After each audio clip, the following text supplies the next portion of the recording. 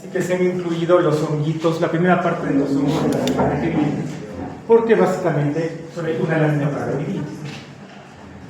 Entonces, ya aproximarán demasiado.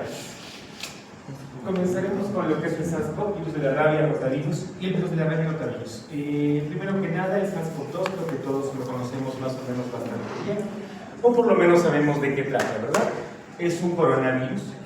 Cuando yo estudié microbiología solo había el único coronavirus, solamente había un coronavirus, no había SARS-CoV-2. Era uno que causaba justamente enfermedades respiratorias, pero que se asociaba justamente a pacientes también en Asia y causaba una neumonía bastante similar. Pero que se causó la pandemia fue el nuevo coronavirus, entre comillas, ¿no? Es un virus ARN que no está segmentado, bueno, es positivo, cosa de material genético, y se llama coronavirus justamente ¿por qué? Porque la estructura del virus en general tiene múltiples espículas que le dan un aspecto de corona. O sea, si nosotros vemos al virus, o sea, desde arriba,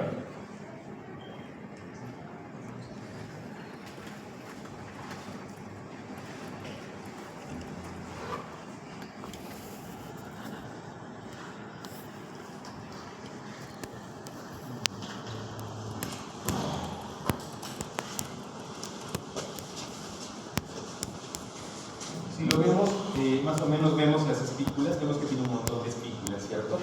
Entonces es como que se llama coronavirus porque imaginen que ustedes están coronando a alguien y están viendo la corona desde arriba. Entonces, ¿cómo ven?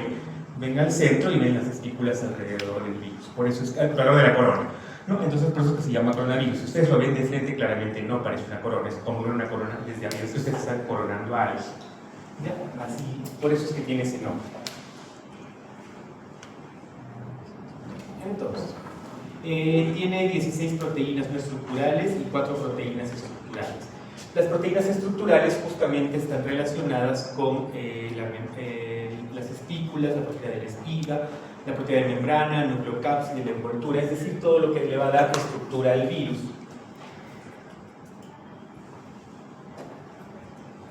En cambio, las proteínas no estructurales son las que van a tener que ver con que el virus pueda ingresar, que pueda eliminar o evadir la respuesta inmunológica de los peligros. Entonces, las estructurales tienen que ver netamente con ¿qué? Con la presencia con la formación de la estructura del virus, y las no estructurales con la respuesta inmunológica para permitirle al virus ingresar. Entonces, tenemos aquí justamente el virus, la forma de corona que ya les dije, que ya les mencioné, y tenemos aquí al material genético. Entonces, ¿qué tiene por fuera? Tiene sus proteínas de la espiga, la proteína S por spike. Ya, esas son las que se van a adherir o a permitir el ingreso del virus porque se van a adherir al receptor ECA2. Cuando vean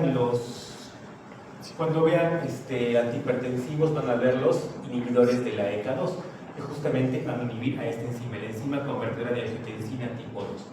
Si ustedes recuerdan fisiología, la enzima convertidora de angiotensina, ¿en qué convierte? Angiotensinógeno en angiotensina, partiendo la cadena peptídica, ¿no? De un péptido muy grande, lo parte y lo convierte en un péptido más pequeño pero activo. Entonces, esa es el receptor de la enzima que le gusta a este virus. ¿Ya? Además de ello, tiene dos unidades, la S1 y la S2. La proteína de la espiga tiene dos unidades, S1 y S2. La S1 determina el rango de los periodos del virus, el tropismo celular, o sea, qué tipo de células le gustan, las que tienen el receptor de la ECA, y la S2 va justamente a interactuar con la membrana de la célula humana, la célula receptora. Y además vamos a encontrar la proteína M, que es la proteína de membrana, que se encarga justamente del transporte de nutrientes, de la liberación de la partícula viral, es decir, cuando el virus ingresa a la célula, esta proteína M es la que permite la adaptación de la membrana para que el virus pueda ingresar. Como vimos en el VIH, ¿no? Con la GP120, GP41, aquí la que lo hace es la proteína. ¿Ya? La proteína de la nucleocápside y la proteína E del envoltorio. Ya, estas proteínas, tanto la M como la E, son las que van a interferir con la respuesta inmune, es decir, no se conoce bien su función o cómo lo hacen, pero lo que hacen es impedir que los linfocitos, macrófagos y demás destruyan al virus. Entonces, le ayudan a la evasión inmunológica. Justamente aquí está el virus, acá tenemos su forma de coronita, ¿no? Está desde arriba, y lo que hace el virus tiene sus proteínas de la espiga. Recuerden que la proteína de la espiga tiene la unidad S1 y la unidad S2. La S1 es la que le permite reconocer al receptor de la ECA2. Es la que le permite identificar cuáles son las células que le gustan o cuáles son sus células favoritas. ¿No? Y entonces, y mientras tanto, la S2 le permite fusionarse a la membrana para que pueda ingresar, ¿sí? Para que pueda ingresar dentro de la célula. Bueno, ¿cómo empieza la enfermedad? Tenemos primero el inicio, la carga viral, y cuando una vez que el paciente se ha contagiado, empieza a subir la carga viral. La carga viral es la que está aquí en celestito. Empieza a subir rápidamente, y aproximadamente a los 7 días, 7, 8, 9 días, es cuando tenemos el pico de carga viral, cuando la viremia está mucho más elevada, ¿no? Luego, la carga viral tiene que empezar a disminuir y finalmente en la fase de recuperación tiene que volver a la normalidad. Entonces, el contagio ocurre aquí en la fase 0, cuando la viremia está aumentando, está elevando, es cuando tenemos los síntomas. Cuando tenemos la fase aguda es cuando normalmente ocurría la hospitalización. Muchos pacientes no llegaban a hacer la fase aguda, o sea, decíamos una fase aguda mucho más leve que no requería hospitalización, en el que había malestar general, dolor de cabeza, tos, dolor de garganta, ¿no? Y quizá un poquito de disnea, agitación. Pero cuando la saturación bajaba, los temas eran muy intensos, la neumonía se complicaba con la neumonía, en ese caso había que hospitalizar al paciente. Luego de ello, en la hospitalización había mucha destrucción del tejido pulmonar y ahí es cuando el paciente pasaba a UCI. Y la evolución continuaba con la defunción del paciente, ¿no? En la mayoría de casos llegábamos hasta por acá, hasta la fase sintomática, ¿no? Teníamos la carga viral elevándose, luego bajaba como todos, pero la mayoría llegábamos solo aquí, en la fase sintomática. En algunos casos vieron que un grupo de pacientes justamente hacían la neumonía, en la cual había que hospitalizarlos, y si se complicaba había que intubarlos y meterlos a UCI. ¿Cuándo hay más posibilidad de contagiar? En toda esta fase que el virus está replicando activamente hasta llegar a su pico. Una vez que alcanza el pico y empieza a disminuir la cantidad de virus, el virus disminuye también, la posibilidad de contagio también disminuye. Ahora vamos con cómo lo identificamos. Tenemos la IgG, la IgM y la PCR. ¿Recuerdan que hacíamos cuando todos se han hecho una prueba rápida para COVID, todos se han hecho una prueba de antígenos y quizá algunos han hecho una PCR para COVID, ¿no? Pero todos hemos hecho algo, por lo menos una prueba rápida o una prueba de antígenos, a todos les han hecho un hisopado en la nariz para viajar, para lo que sea, ¿no? Para cualquier cosa. Entonces, ¿la IgM es la primera que aparece o cuál? ¿O la IgG? La M, ¿verdad? Entonces, la IgM se positivizaba más o menos a los 7-8 días. Bueno, acá tenemos a los 7 días. Por acá se positivizaba la IgM, que era la primera en aparecer. Y la IgG, cuando positivizaba, más o menos a los 14 días. Entonces, las primeras pruebas que llegaron al país fueron las pruebas rápidas que tenían IgG e IgM, las pruebas de anticuerpos. Ya que buscaban IgG o IgM, nos marcaban. Si salía IgG, ¿qué significaba? Que la infección ya estaba resolviendo, la viremia ya estaba bajando, ¿no? La infección ya estaba en resolución. Ok, ya había pasado. Si salía IgG, estábamos justo en el pico de mayor contagio, estábamos a los 7-8 días de habernos contagiado. Entonces, ¿cuál era el problema con esta prueba? El problema con esta prueba es que necesitaba una semana por lo menos de contagio para darnos positivo. Entonces teníamos todos los días anteriores, el paciente ya estaba replicando el virus y ya tenía una gran tasa de contagio, ¿no? A los 3, 4, 5 días el paciente contagiaba y recién a los 7, 8 la IgM aparecía positiva. Entonces yo tenía varios días en el que el paciente estaba positivo, pero todavía mi prueba estaba negativa, ¿no? Por eso ese fue el problema con esta prueba. Cuando recién llegó en los hospitales a todos hacían esta prueba porque era lo primero que había. A los que seguíamos positivos, ya sea IgM, IgG, nos hacían la PCR. Si había contacto con algún positivo, nos hacían la PCR. ¿Por qué? Porque la PCR positivizaba al segundo o tercer día, ¿no? Entonces eran muchos menos días de exposición. Al segundo o tercer día ya nos daba un positivo, la PCR. ¿Cuál es la diferencia aquí? La PCR solo va a estar positiva mientras el virus esté presente, ¿no? Mientras haya viremia en el cuerpo, la PCR va a estar positiva. ¿Por qué? ¿Qué busca la PCR? El material genético del virus, ¿no? O sea, lo que hace la PCR es un virus ARN, lo convierte en ADN complementario y nos expande el ADN. O sea, si no hay material genético del virus, la PCR no me da positivo, ¿cierto? Entonces, cuando el virus desaparece, la PCR también negativiza. Mientras haya virus, hay PCR positivo. Cuando ya no hay virus, ya la PCR no puede estar positiva. ¿Por qué? Porque no tengo material genético del virus. Es una prueba directa. En cambio, la IgG o la IgM puede estar positiva incluso meses después de la infección. Si alguno se contagió, a veces no salía IgG, y entonces ¿qué pasaba? ¿Qué decíamos? Ah, ya se curó, ya se recuperó, son los anticuerpos que quedan unos 3 a 6 meses. Entonces, la IgG puede estar presente con o sin virus. ¿Por qué? Porque son los anticuerpos que mi cuerpo ha producido frente al virus, y los voy a tener unos meses más. Entonces, era muy frecuente que nos salgan las pruebas IgG positivas con IgM negativo. ¿Qué decíamos en ese caso? ¿Ven? Ya se curó, ya se recuperó, ¿no? Si nos salía IgM, está curado. Si salían las dos, está resolviendo, ¿no? Y está saliendo de la infección, está en proceso de resolución. Entonces, ven, periodo de ventana, donde no encontrábamos prueba negativa, pero ya estaba contagiado, la fase temprana, activa y la fase final. No, y finalmente infección pasada, cuando la infección ya está resuelta. En eso se parece a los otros virus que hemos visto, ¿no? Tenemos IgM, está ahora, IgG, ya pasó, y tenemos la PCR cuando el virus está presente. Entonces, ¿qué hacíamos nosotros? Podíamos hacer pruebas de anticuerpos, que son justamente la IgG o la IgM, pero ¿cuál es el problema? No nos afecta la infección activa, nos afecta cuando la infección ya tiene, bueno, nos afecta cuando ya tiene 7, 8 días la IgG y la IgM. ¿Ya? La prueba de antígenos, en cambio, la PCR se acaba la infección activa, pero no nos busca anticuerpos si ya la hemos superado, igual la prueba de antígenos. Solo nos detectan cuando el virus está presente. La PCR ya les dije que era netamente buscar el material genético del virus. Entonces, si no hay virus, no hay PCR positivo.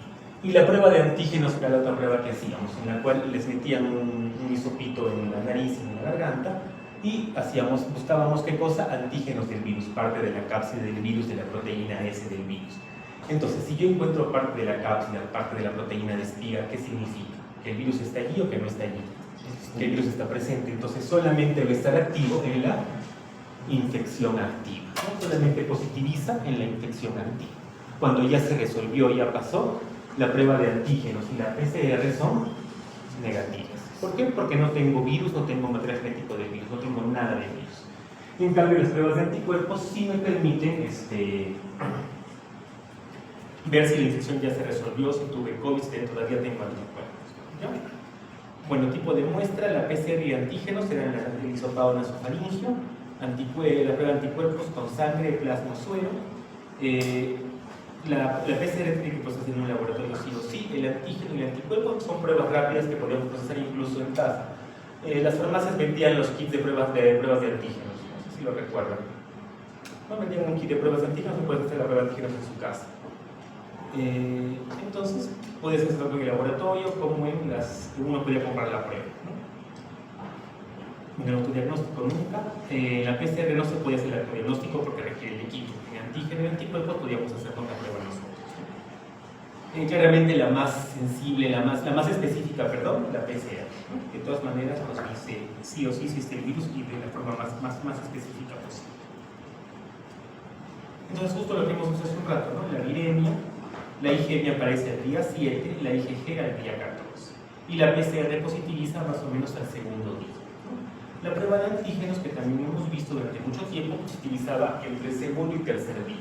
Entonces se aplicaba del tercer día en adelante con mayor efectividad, ¿no? El tercer día de contagio. Nos daba como 3 días de seguridad de no estar contagiados, que es mucho menos que 7 días. Para viajar, ¿cuál nos pedían? ¿La PCR o la prueba de antígenos? ¿Cierto? ¿Por qué? Porque su periodo de ventana es de 1 a 3 días. O sea, la prueba de la IgG, la IgM, las pruebas rápidas ya no eran útiles porque demoraban 7 días en positivizar. Entonces, puede tener un paciente contagiado. Había mayor posibilidad de tener un paciente contagiado en periodo de... Bueno, el COVID creo que todos lo recordamos, lo conocemos y a todos nos ha traumado de alguna forma, así que más o menos no creo que haya mucho más que recordar. El virus de la rabia. El virus de la rabia es un virus neurotrópico. ¿Qué significa esto? Que le gusta el tejido nervioso. Es del género Rizavirus, Rhabdoviridae, y bueno, ¿qué pasa? Tenemos 3 géneros dentro de la clasificación de Baltimore: Rizavirus, FP-virus, vesiculovirus. El virus del Rhabdovirus se parece a una balita, a un castillo de bala, ¿no? Por la forma que tiene. Es una punta roma en el extremo y la otra parte totalmente redonda, ¿no? Entonces nos recuerda a una bala. ¿Ya? Tiene una bicapa lipídica que lo recubre, tiene proyecciones, o sea, espículas de membrana que son de proteína G, proteínas de membrana propiamente, que son la M1 más M2, y tenemos la nucleocápsida en la que le encontramos el RNA más la proteína N, ya que es básicamente el virus de la rabia. Entonces tiene esta forma bien bonita de vainita. Ya, dentro de los virus de la rabia, ¿qué es lo más importante tener en cuenta? Este tipo de virus lo contagian predominantemente ¿quién? Los animales, ¿no? Animales a través de la mordedura, de la saliva, lo van a contagiar. ¿Qué tipo de animales contagian esta enfermedad? Mamíferos, aves. Sobre todo mamíferos. Todos son mamíferos. Lo contagia el perro, el murciélago, el mono, el zorro, no, o sea, todos los que, el humano, todos los que contagiamos la rabia somos mamíferos. ¿Ya? Por ejemplo, tenemos acá perro, vampiro, murciélago, zorro, zorrillo, murciélago, el zorrillo. Entonces son los principales animales que contagian la rabia. En nuestro medio, en nuestro país, ¿quiénes son los principales animales? Los perros callejeros, ¿no? Y los monitos también. En la selva los monitos, se van a la selva a jugar con monos y los muerde uno. Entonces, los monos también contagian la rabia. La rabia, ¿qué es lo que causa la rabia? Primero, ¿por dónde le gusta? ¿Cómo va a ingresar? A través de una mordida, ¿verdad? A través de la inoculación, el virus a través que sale por la saliva ingresa al cuerpo. ¿Dónde se va a replicar o hacia dónde va a ir el virus? Va a ir hacia la placa mioneural, es decir, donde el músculo y el nervio se encuentran. Allí va a llegar y una vez que ha llegado allí, se empieza a replicar en el miocito. Y luego, como está en la placa mioneural, pasa del músculo hacia dónde? Hacia el nervio. Y del nervio empieza a viajar a través de las axones y demás, hasta que finalmente llega al nervio. El nervio más chiquito va a llegar al nervio más grande y luego va a llegar al sistema nervioso central. Es decir, va de forma retrógrada, desde fuera hacia adentro, ¿no? Por decir, me mordieron en el brazo. Del brazo pasa del nervio más chiquito que ha encontrado a un nervio más grande. El nervio más grande finalmente va a llegar al ganglio espinal. Del ganglio raquídeo va a llegar justamente a la médula, y de la médula hacia el sistema nervioso, hacia el cerebro finalmente, hacia el encéfalo. Y en el encéfalo, en el cerebro, se va a replicar. Se replica en la médula espinal, en las neuronas de la médula espinal, se puede replicar en cerebelo, se puede replicar en cerebro. ¿Ya? Entonces, fue de afuera hacia adentro, me mordieron, del nervio más chiquito llegó finalmente hasta el cerebro, y luego del cerebro sale hacia afuera. Tiene una distribución centrífuga, es decir, del centro hacia afuera. ¿Ya? Y ahí va a llegar a través de los nervios faciales a las glándulas salivales. Y una vez que llega a la glándula salival, se elimina por saliva. Y así es como nos contagiamos a través de la mordida. Entonces, síntomas clínicos. Cuando el virus se ha diseminado en el cerebro, nos va a dar la mayor cantidad de síntomas. ¿Ya? ¿Cuáles son los síntomas de la rabia? ¿Cómo se comporta el animal con rabia o la persona con rabia? Tiene hidrofobia, es decir, la hidrofobia no significa que le dé miedo el agua, significa que le duele mucho el deglutir, entonces por eso no quiere beber agua, ¿no? O sea, no quiere consumir agua, la hidrofobia. ¿Qué más tiene? Espasmos musculares, contracciones, salivación. ¿La luz cómo le va? Fotofobia, también no le gusta la luz, tiene fotofobia. Y tiene cuando ya el virus llegó al cerebro y se está replicando, hay cierto edema cerebral con cierta alteración de la corteza.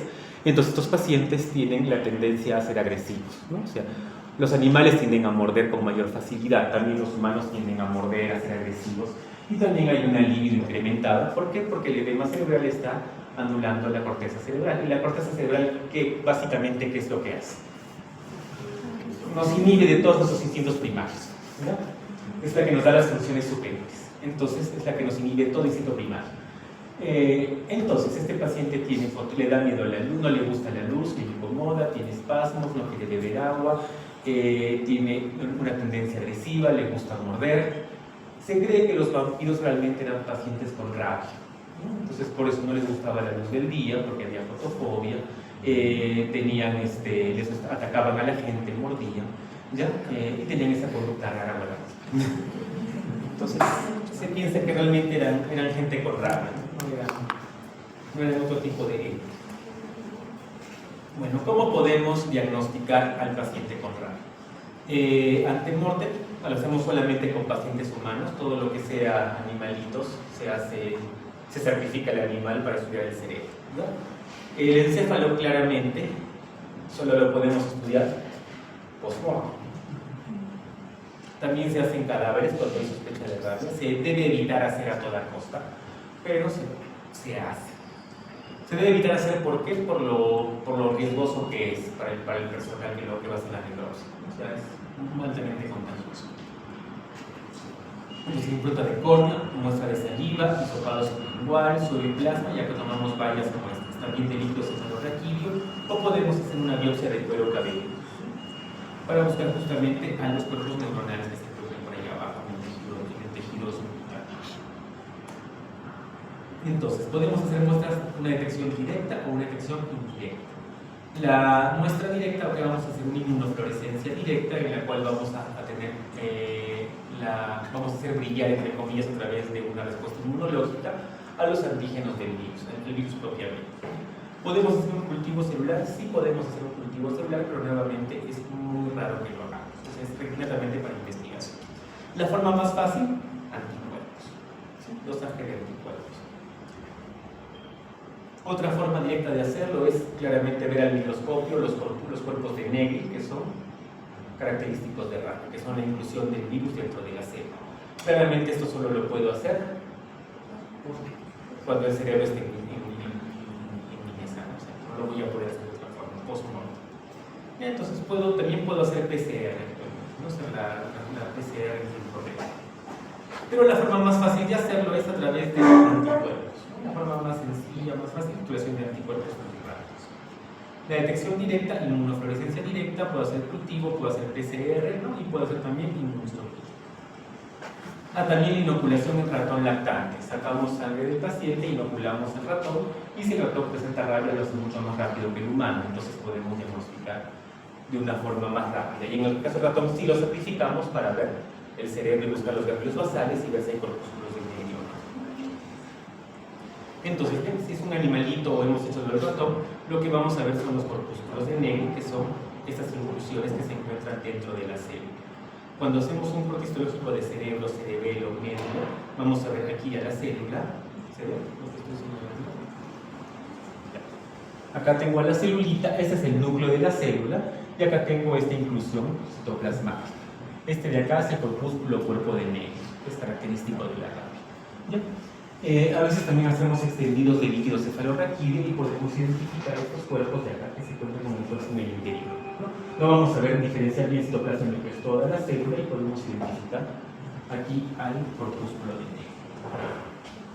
Y justamente la inmunofluorescencia directa vamos a hacer brillar a través de una respuesta antígeno-anticuerpo como un reactivo fluorescente al virus de la rabia, ¿no? a las partículas del virus.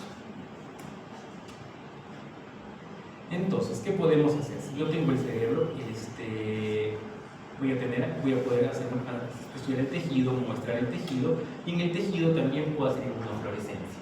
Con la histología y con el HE clásico puedo ver esto de aquí, pero con la inmunofluorescencia es mucho más fácil, mucho más sencillo. ¿Por qué? Porque van a brillar las neuronas donde haya replicación viral, donde haya partículas virales.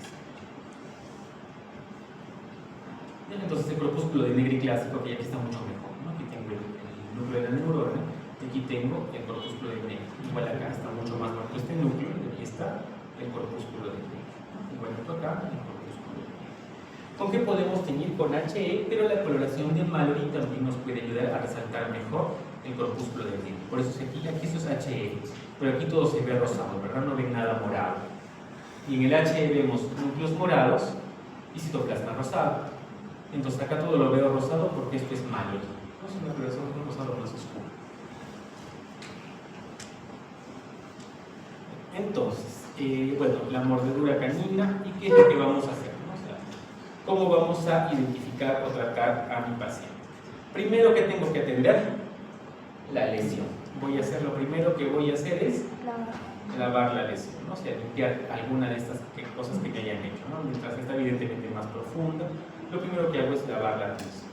Y de allí tengo que evaluar si es que le voy a poner o no la vacuna.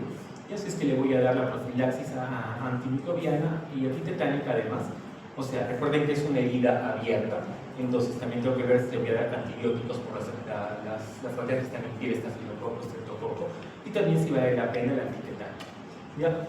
No usar corticoides, no suturar, en este caso, si es una herida muy grande, hay que solo aproximar los bordes de la herida y dejar siempre un drain, porque la herida va a suturar, entonces no la suturamos totalmente, no la cerramos al 100%, la aproximamos, ponemos un punto aquí, otro punto por acá, otro punto por acá, no la dejamos tampoco así abierta, ¿no? La aproximamos y ponemos un pequeño dedito de guante para que draine. Y si es algo chiquito, no lo suturamos, simplemente lo curamos y lo tapamos. ¿Ya? Y justamente las medidas específicas, suero y vacuna.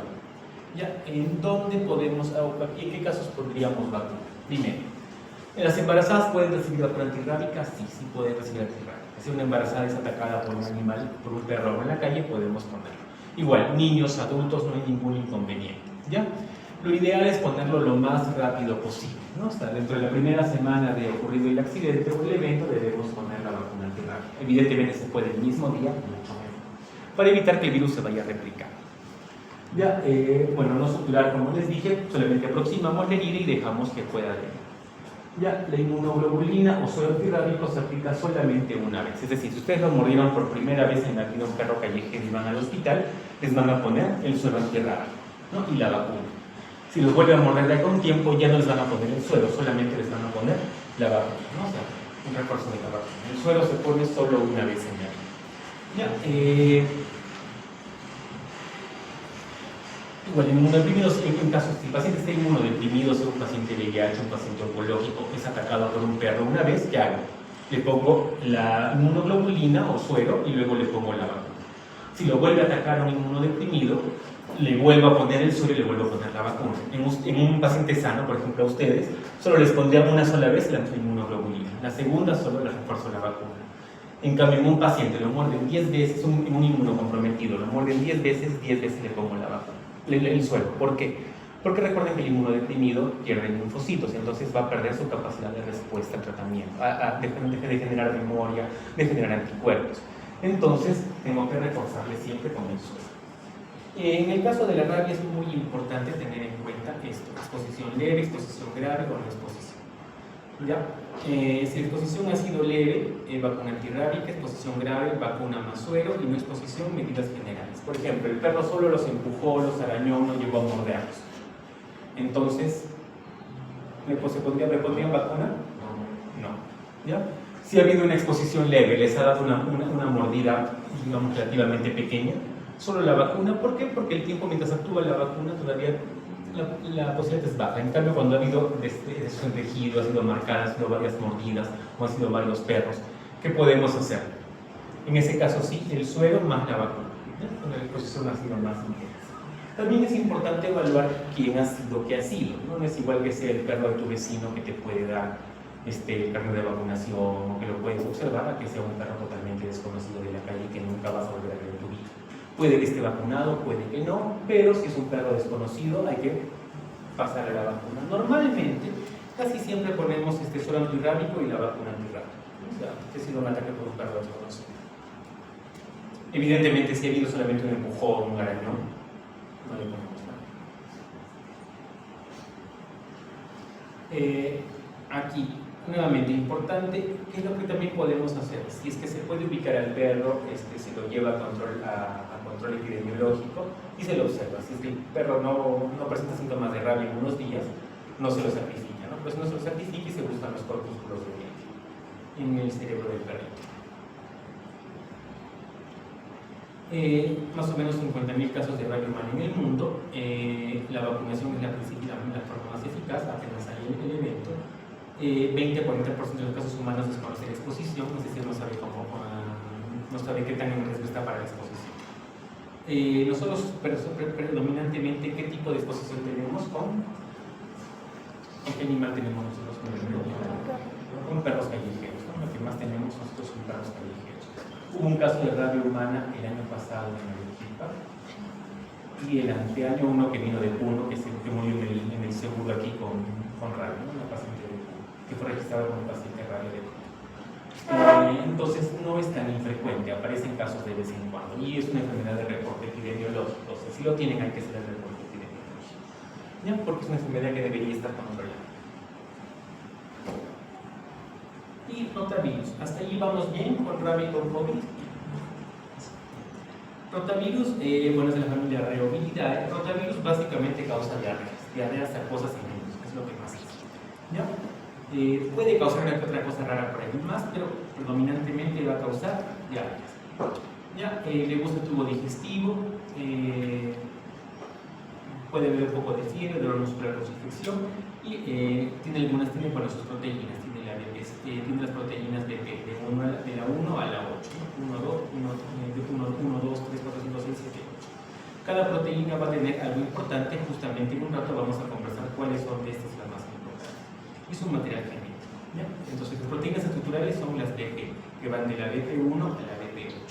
La BP6 es la que permite que haya 7 serogrupos, de la A a la G. Es decir, esta proteína BP6, la de la cápsula intermedia, es la que genera diferentes serogrupos. El serogrupo A, serogrupo B, serogrupo C. O sea, son el mismo rotavirus, pero diferentes formas, ¿no? O sea, es una misma familia, pero diferentes miembros de la familia. ¿Y esto por qué es importante? Porque algunas son más frecuentes que otras en la enfermedad. Frente a algunas tenemos vacuna, frente a algunas tenemos prueba. Por eso es importante saber que tenemos diferentes serotipos de virus. ¿Y quién determina el serotipo? Justamente esta proteína BP6. ¿Ya? BP6 justamente nos dice que hay 7 serogrupos, de la A a la G. La infección humana, humanos predominantemente, ¿quién la produce? El serogrupo A. ¿Ya? El serogrupo A. En menor porcentaje el serogrupo B o C. Entonces, nuestra vacuna normalmente frente a quién va a ser? Frente al grupo A, ¿no? Porque es el más frecuente. Exactamente. El resto de grupos, el D, E, F, G, van a producir infecciones, sobre todo en animales, no son frecuentes en humanos. Entonces, eso es justamente la importancia de la proteína B6. Los rotavirus humanos se dividen en dos grupos, el grupo 1 y 2, dependiendo de la especificidad de la BP6. La BP4 constituye las espículas del virus, o sea, la BP4 estaría, son las espículas del virus, no está marcada acá, pero son las espículas del virus. La proteína BP7 es de la cápsula externa y determina la resistencia de los serotipos P ligeras tripulantes. Los serotipos P afectan a humanos son el P1A, P1B, pero vamos a concentrarnos en los más importantes. El grupo más importante para el humano, el A. Le siguen en frecuencia el B y el C. Los demás muy raramente van a afectar a humanos. ¿Ya? Eso no vamos a entrar en mucho detalle. El virus es relativamente estable. Es a temperatura ambiente, resiste tratamiento con detergente, resiste pHs extremos, e incluso congelación, descongelación. ¿Esto qué quiere decir? Que este virus no lo destruyó con facilidad, entonces la posibilidad de contagio es mucho más alta. ¿Ya? Pueden vivir en un entorno ácido, en el estómago, en un medio tamponado, una escala de pH alto, o sea, bastante grande, ¿no? Pueden quedar en el estómago después de una comida. ¿Ya? Y justamente cómo se replica este virus, ingresa el virus, genera la muerte de tipo endoplasmático y aquí empieza a producir sus proteínas, que son la proteína, la BP1, BP2, BP3, hasta la BP8. Ya una vez que las ha formado, se forman nuevos virus y estos nuevos virus van a ser liberados al exterior. Igual que en el caso que en otros virus, el virus no es una molécula, no es una célula completa, no es un organismo complejo. Entonces no puede producir sus propias proteínas.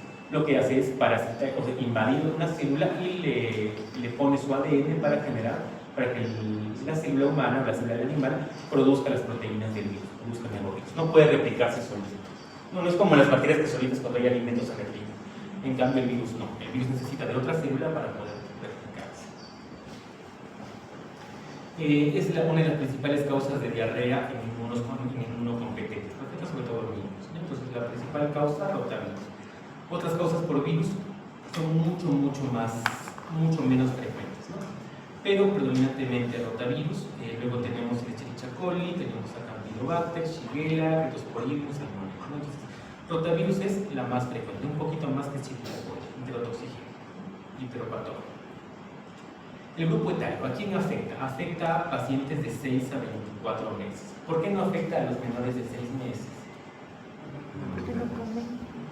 Solo ya tiene que ver con la presencia de proteasas. También nos ayuda a que estos pacientes normalmente solo se alimentan de qué, De leche materna. lactancia materna. Y además, a los 6 meses todavía el niño no camina, recién está empezando a gatear, todavía no se lleva cosas a la boca, o sea, todo está medio controlado, entre comillas, ¿no? Por eso es que estos niños normalmente no hacen. Afecta tanto a países desarrollados como en vía de desarrollo, porque recuerden que es un virus muy resistente a todo, ¿no? O sea, a la desinfección, al alcohol, al ácido, al alcalino, a casi todo. Y sobre todo es más incidente, tiene más incidencia en meses de frío. En meses de verano normalmente tenemos más a la E. coli, a la salmonella, a la Shigella. En meses de invierno tenemos más, sobre todo en el caso de diarrea, a rotavirus, que va a tener fiebre, vómitos, diarrea sin sangre. La diarrea es totalmente acuosa. Estos niños hacen diarrea líquida, totalmente líquida, ¿ya? ¿Cuál es el problema de diarrea líquida? La deshidratación, ¿ya? Puede acompañarse también de síntomas generales como tos, malestar general, fiebre, pero lo más importante es la diarrea acuosa con deshidratación. Entonces, un niño menor de 2 años con diarrea acuosa, lo más probable que sea un rotavirus, ¿no? Mucho más a que sea algún otro tipo de bacterias, por ejemplo, cólera, que hemos visto que causa, o sea, bien difícil que sea cólera. Lo más probable que sea, ¿no? Rotavirus. Entonces, ¿qué me importa que sea un paciente entre 6 y 24 meses? Donde vive? Claramente ocurre en cualquier país, pero si tenemos peores condiciones sanitarias es mucho más probable que esto ocurra, ¿no? Si tenemos menor higiene, menor cuidado, es más probable que ocurra. Puede ocurrir en cualquier tipo de paciente, pero si le damos mayor cantidad de facilidades al virus, con mayor razón. ¿Ya? ¿Cómo son las deposiciones? Importante. Son líquidos, totalmente acuosas, es una diarrea acuosa, sin mocos, sin sangre. ¿Ya? Si hay contactos en la guardería, en el jardín, ¿no? O sea, con la familia, algún niñito, ¿no? Que haya estado con alguna cosa similar. ¿Qué cosa ha comido? Si ha habido viajes recientes de la familia, o si toma algún tipo de medicación. Y el examen físico, sobre todo, me permite evaluar qué tan deshidratado está.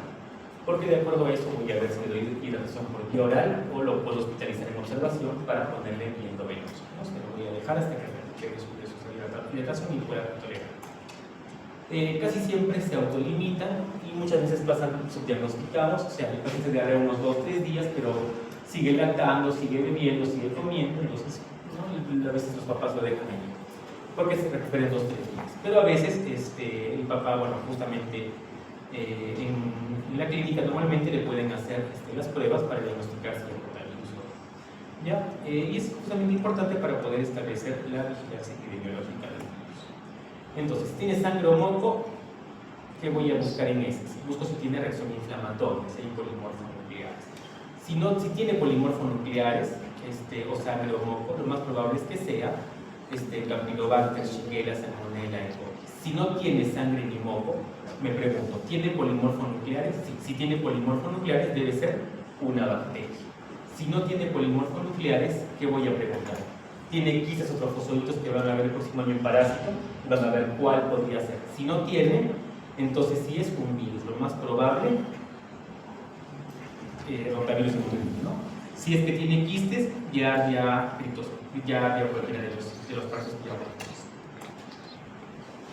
Podemos hacer PCR en la materia fecal, podemos buscar toxinas en la materia fecal, podemos hacer un coprocultivo.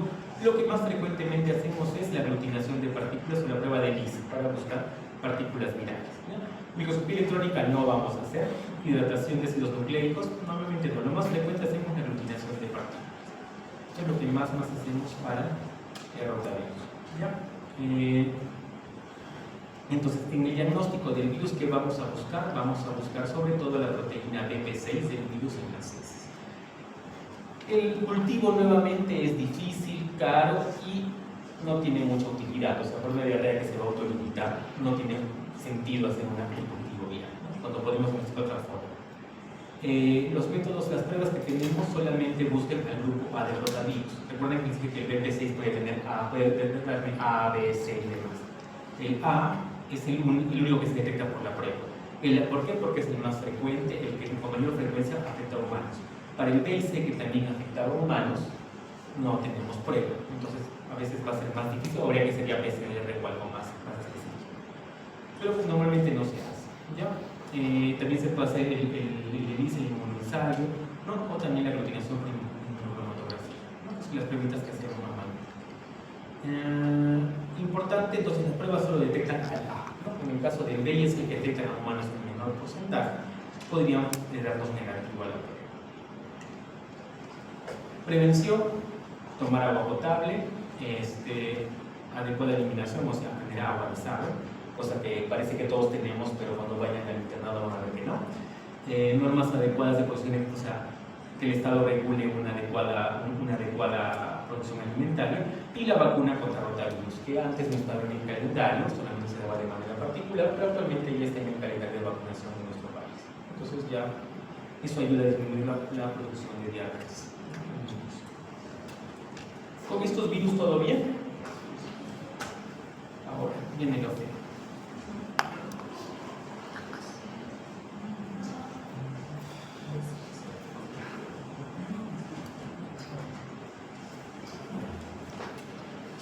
Vamos a ver a los primeros honguitos. La próxima clase les voy a explicar un poco mejor lo de los honguitos propiamente, pero vamos a ver solamente las formas de los hongos ambientales o filamentosos, los hongos ambientales.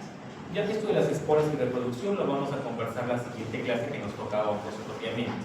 ¿Ya? Hoy día, debido a que solo tenemos una lámina, que es la lámina de radio, vamos a aprovechar y avanzar unas laminitas de algunos hongos, porque en la próxima clase teníamos como 14 láminas. Entonces, hoy día vamos a ver alguna de las láminas justamente para comentar esto. Ya, esto lo vamos a conversar. Pero es importante que veamos acá. Nosotros tenemos a los hongos ambientales, que son los hongos que encontramos en el medio ambiente, ¿no? Por ejemplo, ustedes dejaron su fruta olvidada, saben Dios dónde, y a la semana, ¿cómo la encuentran? Llena de pelitos, ¿no? Que son justamente los hongos. Entonces, los pelitos de los hongos son justamente, ¿no? Las conidias de los hongos. Esos son donde van a estar sus esporas para reproducirse. Dentro de los hongos ambientales, normalmente estos hongos no producen enfermedad en seres humanos, salvo pacientes con inmunodepresión. Es muy raro que un hongo ambiental nos haga algo. Normalmente están allí, pero pueden causar infección en pacientes inmunodeprimidos. En otro caso, los hongos de forma normal no nos hacen daño. Este tipo de hongos. La próxima semana vamos a ver dermatofitos, que son los hongos de la piel y las uñas. Esos sí son altamente contagiosos, así que agárrenlos con mucho cuidado. ¿Ya? Esta semana vamos a ver solamente a los hongos hialinos. Entonces, tenemos dos hongos hialinos importantísimos, que son Aspergillus y Penicillium. Penicillium es un hongo que justamente es conocido por ¿qué? ¿Qué nos dio el penicillium? Nos dio la penicilina. ¿Qué hizo el hongo? El hongo se vio que un hongo, cuando Fleming estaba cultivando cositas para ver sus bacterias, vio que un hongo contaminó su cultivo, contaminó su planta, porque esos hongos contaminan como están en el ambiente, contaminan con mucha facilidad los cultivos. Entonces contaminó su planta, pero vio que alrededor del hongo no crecía nada, no había crecido bacterias. Entonces, ¿qué significaba?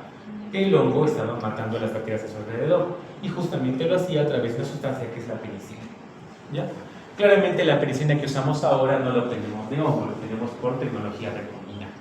Entonces probó su penicilina y finalmente luego la probó por primera vez en un paciente humano. ¿Ya? Y el paciente humano lo policía. ¿Y qué pasó con el paciente humano cuando le pusieron penicilina? Pero se murió porque no había dosis suficiente. O sea, le puso una dosis, 2 dosis, pero no había dosis suficiente para la infección que el paciente tenía. ¿No? Pero como primera prueba falló. Entonces, ese es el principal hongo, el hongo más conocido que tenemos de este grupo. Otro muy importante aquí es el Aspergillus, que es muy parecido porque también es un hongo que tuviera, si ustedes lo ven, aquí tienen el penicillium. El penicillium parece que tuviera pelitos, es justo lo que ustedes ven en la fruta, encima de la fruta, un hongo verdoso, blanquecino, es igualito. El Aspergillus también es muy parecido, pero es de color, es muy parecido y podría confundirse. Incluso algunas de las especies pueden confundirse, pero cuando lo vemos en el microscopio vamos a ver la diferencia. El Aspergillus tiene su palito, su conidio, y aquí va a terminar en una estructura redondeada, y de allí salen las esporas, los conidios con esporas. En cambio, el penicillium es como un arbolito, se ramifica, se va ramificando, y eso es lo que vamos a ver en el microscopio. Tenemos al conidióforo que se va a ir ramificando. Y acá tenemos al Aspergillus que va a terminar en una bolita, y esta bolita nos va a dar justamente los conidios con sus esporitas. Entonces, acá tengo mi cultivo de penicillium. Penicillium se caracteriza ¿por qué? Porque es verdecito. Siempre es un hongo verdecito. ¿Ya? Es verde por un lado y por atrás es amarillo blanquecino. En el caso de los hongos nos importa mucho cómo se ve por delante y cómo se ve por atrás, porque puede variar, no son diferentes formas, de una forma por arriba o una forma por abajo. Y acá tenemos aspergillum. Ven, aspergillum termina en una bolita. Termina en una bolita. Tenemos aspergillus niger, que es uno de los más frecuentes, aspergillus fumigatus, flavus y terus. Niger es totalmente negrito, ¿ya? Fumigatus también puede ser verdecito y el cultivo puede confundirse con el cultivo de penicilio. ¿Ya? Y bueno, flavus y terus tienen un color más marrón, más terroso, justamente, sobre todo terus. Luego sería un poquito verdoso. Los que más causan infecciones o son más importantes son el aspergillus niger y el aspergillus fumigatus, ¿no? Entre los que pueden causar infección. Fumigatus medio verdoso, flavus un poquito más medio verdo terroso, niger es bien negrito, lo vamos a ver ahora, y el terus es más marroncito.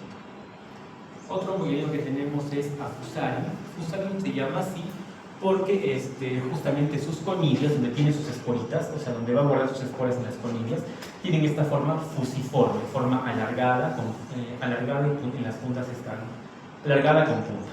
¿Ya? Entonces tiene esta forma fusiforme, forma de uso. ¿Ya? Y este es Fusarium. Este lo vamos a ver, parece una vainita de abejitas. Y el hongo es totalmente blanquito.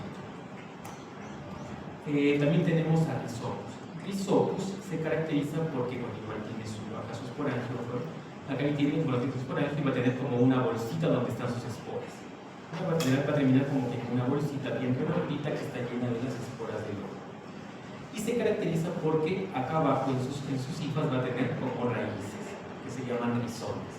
Justamente por eso se llama Rhizopus, porque terminan en raícitas acá abajo, que serían estas que vemos acá. Esto es lo que vamos a ver en el microscopio. ¿Ya? Bueno, parece como si fuera azúcar impalpable espolvoreado. ¿Ya? El Rhizopus se parece mucho a este, que es Mucor. Son igualitos. La única diferencia, Mucor no tiene raíces. Y Mucor es muy importante, ¿por qué? Porque el mucor causa la mucormicosis. ¿Qué es la mucormicosis? ¿Qué es la mucormicosis? Una infección que afecta a pacientes inmunodeprimidos y que causa una gran destrucción del tejido blando. El mucor es básicamente un asesino, entra al cuerpo y destruye todo lo que puede. Un paciente con mucormicosis no pasa de una semana de vida, la mortalidad es del 95%. ¿Ya? Yo solamente he visto una mucormicosis en mi vida y se murió. Entonces es rarísimo ver una mucormicosis. ¿Ya? Pero es muy agresivo y ocurre en pacientes inmunodeprimidos. Pero en general es bien raro, pero es bien agresivo. Cuando aparece el paciente es casi seguro que se va a ir, no se va a salvar. ¿Ya? Y es igualito al Rhizopus, que es mucho más bonito y tranquilo, la diferencia es que no tiene raíces. Por lo demás es igual. Incluso en los casos clínicos de la semana que viene me parece que es mucormicosis. Entonces sí es importante. Y Alternaria. Alternaria es un hongo también hielino, que sus colillos que guardan sus esporas tienen esta formita de acá, parecen una maraca, si lo ven por acá, o han visto como las granadas de guerra, todas tablizadas por dentro, tienen ese aspecto. Ese es Alternaria. Es un motivo respectivo. Eso es lo que vamos a ver hoy. Vamos a ver estos hongos: Alternaria, Rhizopus, Fusarium, Penicillium y Aspergillus. ¿Ya? Que son los que vamos a ver hoy. Los dermatofitos, que están en la diapositiva, los vamos a ver la semana que viene, que son justamente los hongos que afectan a la piel y a las uñas. ¿Ya? El resto de lo que vamos a hablar de hongo lo conversamos con calma la semana que viene, que sería justo la que recordaríamos. Denme un rato.